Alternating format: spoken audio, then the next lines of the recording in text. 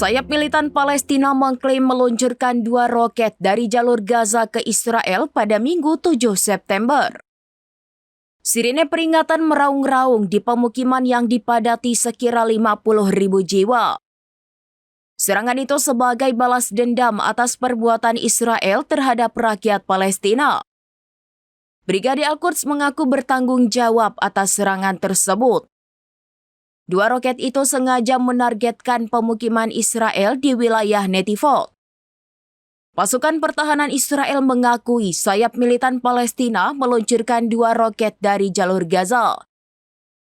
Namun IDF mengklaim salah satu roket berhasil dicegat, sementara roket lainnya jatuh di area terbuka.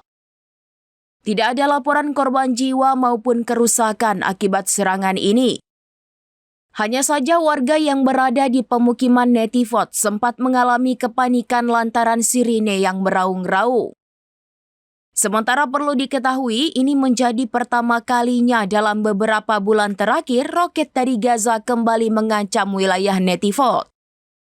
Insiden tersebut terjadi ketika militer Israel meningkatkan operasi di sekitar kota Gaza, pusat perkotaan terbesar di wilayah tersebut.